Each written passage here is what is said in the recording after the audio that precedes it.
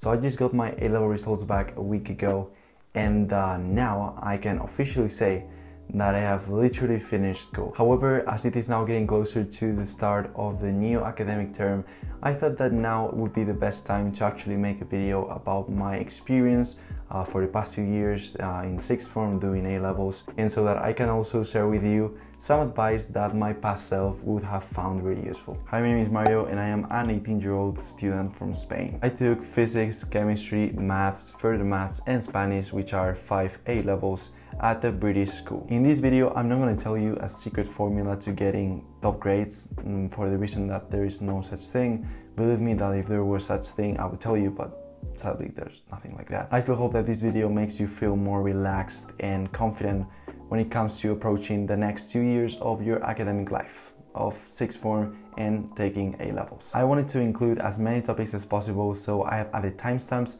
over here for you guys to skip to any particular part of the video if you wish. So there is no better way to start this video than by talking about the start of sixth form, the jump from GCSE to A-level.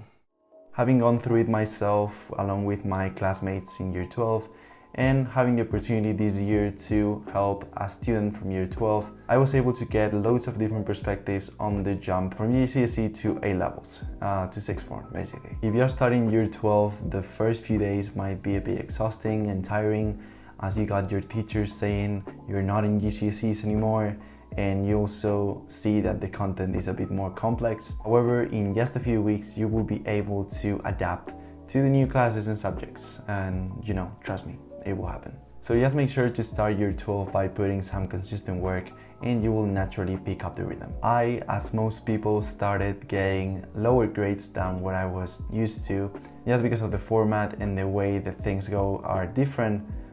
Basically, just because of that, you will underperform a bit, but it's nothing to do with you, it's just to do with getting familiarized with the content and with the structure of the exams. So it is pretty normal that it will take time, but in the end you will get there. You need to work on creating your own study tools throughout the year so that when it comes time to revise, you just get straight into it and you just put in the hours. Actually, most people, including me, end up preferring the schedule that A-levels involve compared to the GCSEs, which are just too many subjects. You don't have any frees. So you will get to like it. Most people end up enjoying it way more. Free periods.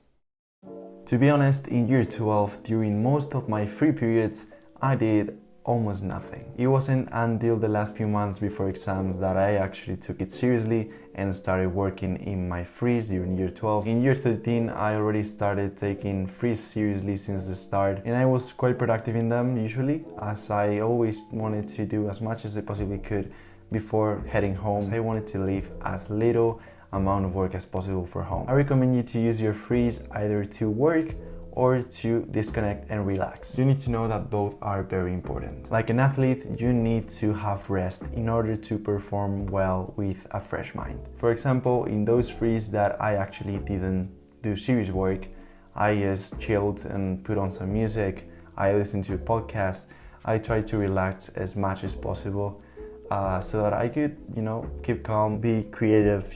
It is really important to actually take rests and to, take care of your mental health as well as your physical health as well. But your mental health is really important when it comes to sixth form because you want to be at the most optimal point where your mind is eager to learn and you can work through some problems that you may have, either not understanding a thing or a topic or whatever, and therefore you want to keep an open mind in order to learn and understand as much as possible.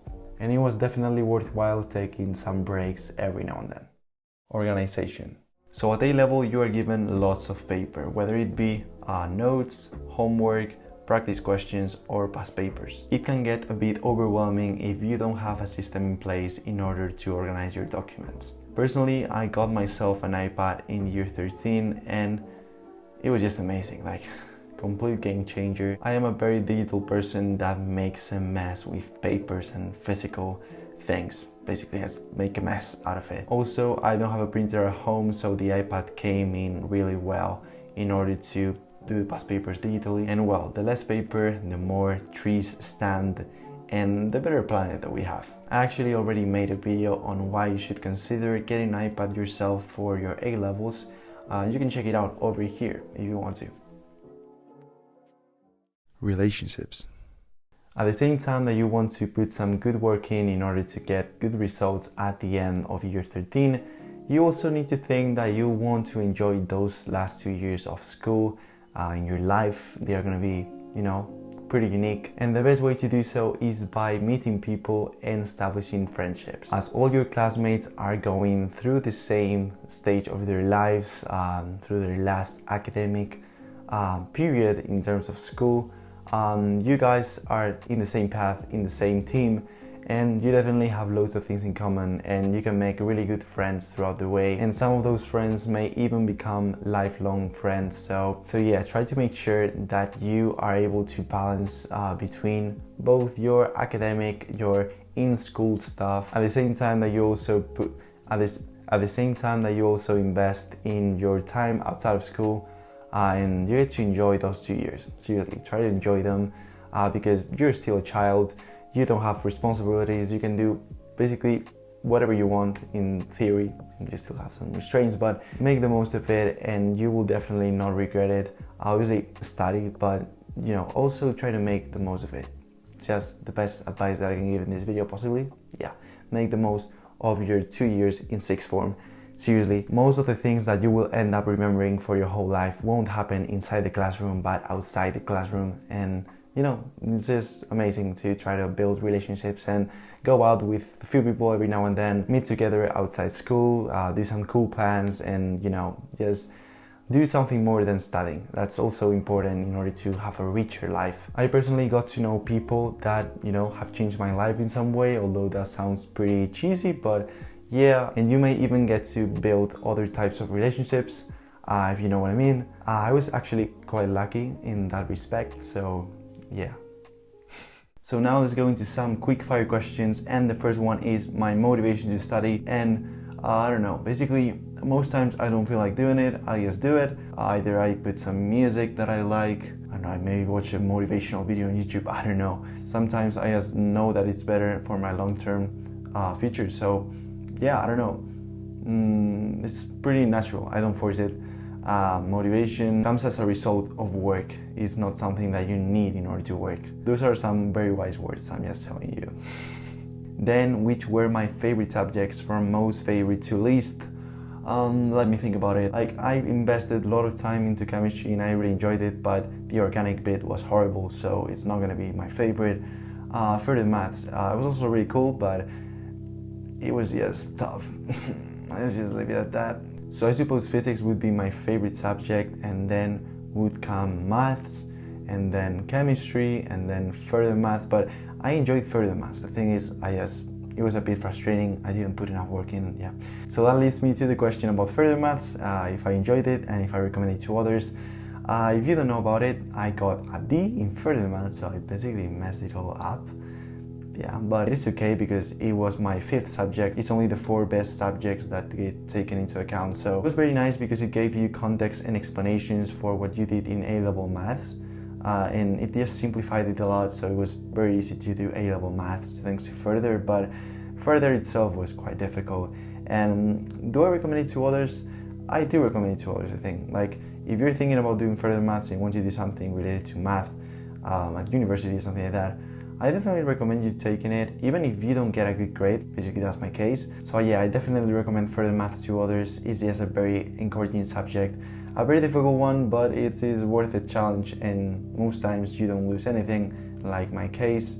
So I do recommend it. You will learn a lot and it will definitely make you feel more curious towards math. So yeah. Next question, what board did you find toughest? Basically, for those that don't know, I did CIE, Cambridge International Examinations, and Pearson Edexcel International as exam boards. And which of them was better?